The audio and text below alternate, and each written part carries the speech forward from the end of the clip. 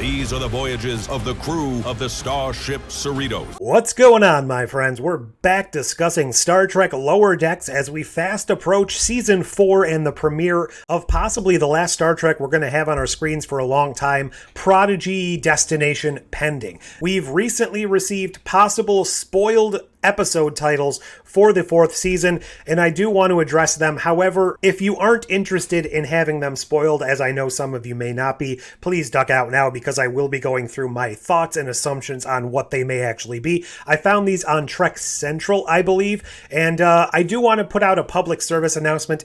If you are a Trek-related site, channel, whatever, maybe don't have a C as your second thing. Trek Central, Trek Culture, Trek Core, all of these Trek Cs are getting me confused, and I can never remember which place I actually found the information. I'm sure they're doing it for brand confusion, but it's just confusing me to the point where I don't know where I've got it. Anyways, let's actually crack on with this. Episode 401, entitled Tuvix, spelled Twovix. This seems fairly self-explanatory. They're going to be bringing Tuvix, Tuvix, back from Voyager, that kind of controversial character that was created when Neelix and Tuvok and a space alien Orchid were all combined in the transporter into a brand new being. Yes, I do want to address the Orchid because there were 3 life forms that created that character, not 2. It's one that people like to debate quite a bit online, whether or not the moral implications of the needs of the many, or, Janeway should have gone through with that, the crew didn't act correctly, ethically, whatever. I think they're probably going to play this episode up for a lot more humor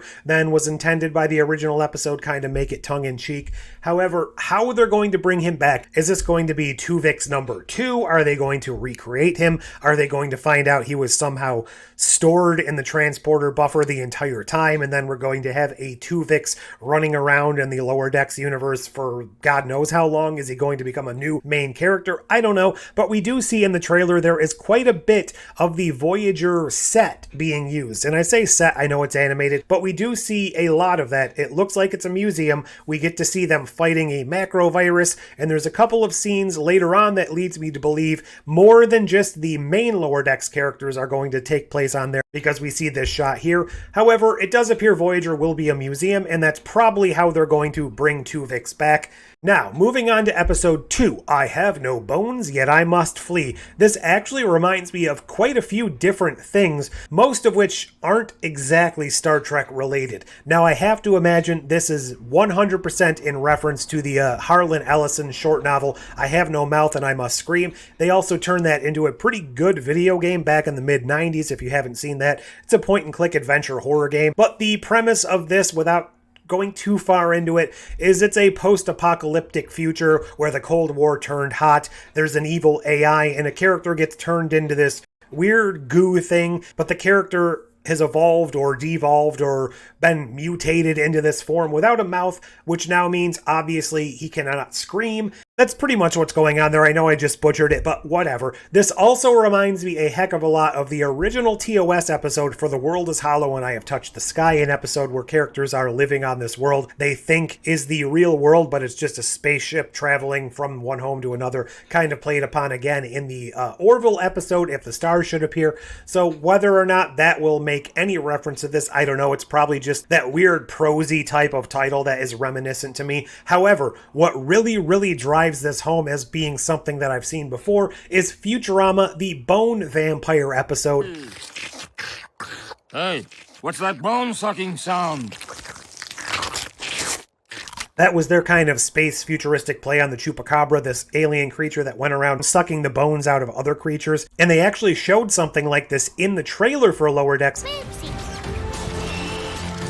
I'm going to go ahead and assume and just speculate now, that is the episode we're getting here. That is going to be the bone-sucking creature. But in this alien museum, it also looks like there's some kind of exhibit with humans in it. So is that going to be the point of this? Is our crew trying to rescue something? Is this a black site? Because the things on the wall kind of looked reminiscent of Daystrom Station from Picard Season 3. Not really sure if they were able to see that before creating this show, but it could be interesting if that's sort of a play on that. Okay, now we're moving on to episode 3, In the Cradle of Vexilon. Vexilon, don't know who that is. It could be the main villain for the season. It could be a Crisis Point type villain in one of their movie parodies they've done. Or, wildly speculating here, could it be a Captain Proton villain. Now, we saw in Captain Proton the main villain tended to be Chaotica. However, they did have a torture device within that series called the Cradle of Persuasion. My wild theory right now is Vexilon a new villain in a Captain Proton story they're kind of going through. We know they're already doing tie-ins to Voyager. And is Vexilon going to be using the Cradle of Persuasion? And is that the reason for this episode title? I've said it before. I know a lot of people would disagree. If Paramount wants to make a Captain Proton series, animated or otherwise, I would actually be down for that. But I digress. Let's move on into episode 4, Something Borrowed, Something Green. This is clearly a take on the old wedding adage of something borrowed, something blue, or whatever it's called. There are a couple of episode clips from the trailer that kind of seem to fit this. So there is a wedding that seems to be thrown together by a Ferengi, and there's also the whole Orion syndicate thing we seem to be getting in the trailer later. So this could be in reference to the wedding scene where we see Rutherford and Tendi being thrust together by the Ferengi, or it could have something to do with that Orion kind of club we go to later. So it's possible those are both linked anyways. Or it could be that the something borrowed, they're trying to sneak into the Orion underground and they need to steal something. And the something green just refers to the fact that Orions are green. It could be the wedding because the something green could be Tendi, for all I know. Okay, that's my thought on that. Moving on to number 5, empathological fallacies. Now, I'm going to give way too much information here because I don't entirely know where we're going with this one, but a pathological fallacy, just looking at the definitions of those words, extreme in a way that is not normal or that shows an illness or mental problem that's pathological.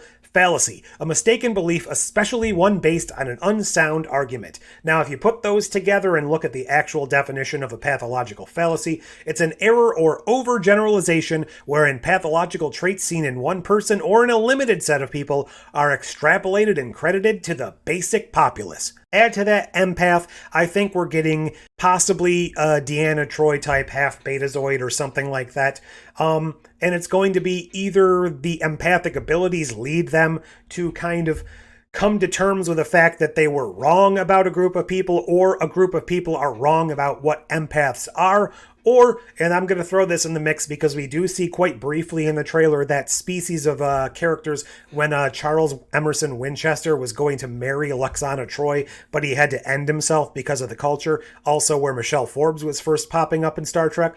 It could be we go back to that species, that culture, and the way we think about them is wrong.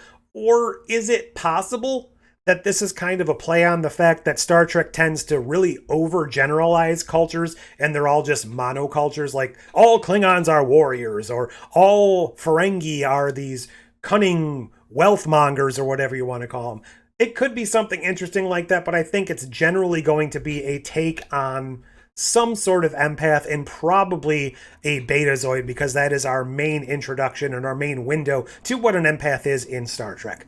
All right, now we're moving on to episode 6, Parth Ferengi's Heart Place. This is the other place where I think the whole wedding thing potentially fits. This is where they're thrusting Rutherford and Tendi together. So could this be involving that marriage that I referenced earlier? Or is it possible that this is more of another Ferengi episode, because we do see later on what appears to be Rom and Lita, and it does look like we're going to Ferenginar, so there could be a couple different Ferengi episodes, and these are both completely unrelated. However, I'm going to go out on a wild limb here, like I've done a couple of times. Parth is a hero in the Indian epic Mahabharata, the literal meaning of which is the person who never misses his target. And I'm sorry, I think I just really butchered how to pronounce that, but if that's the case, perhaps this is the Ferengi version of Cupid, and he's using his abilities. He never misses. He always knows when people are in love, so he's using his Ferengi Cupid ability to bring Rutherford and Tendi together because he can tell that they're meant to be. Again, just a speculation, but that's kind of where I think it may be going, just purely based on the snippets we received in the trailer. Moving on to episode 7, A Few Badgies More. Again, this one seems pretty obvious. We have Badgie returning. We saw him very briefly in the trailer. A few Badgies more seems to imply that we're getting more Badgies. Is it going to be computer clones? Has he self-propagated so that there's a Badgie on every ship? Does he have some sort of golem-esque body now? Is this all in the holodeck because Very, very clearly, this is a reference to the sequel, A Fistful of Dollars, A Few Dollars More, which means potentially this could be also tying into A Fistful of Datas from TNG, where Data was plugged into the computer and actually became the version of every character Worf and Alexander were up against in the holodeck in an old West town. So could that be a similar thing here, where Badgie takes on the persona of all the different characters in a holodeck program they're running or something along those lines? Or is it just a fun, kind of clever title and it's just going to be multiple badgies that our characters have to contend with? We'll have to wait and see, because now we're up to the last episode title they gave us, episode 8. I have to imagine they didn't give us 9 or 10 specifically because, well, there's spoilers involved in those, or the leaks just didn't include them. But Caves. Episode 8 is called Caves. Not much to infer from that based on the trailer. There were a couple of things that could be related. There was a volcano. There was also a scene where they find a crashed ship, which looks kind of sort of like the Raven from Voyager. And that was on some rocky ground, so it could be that.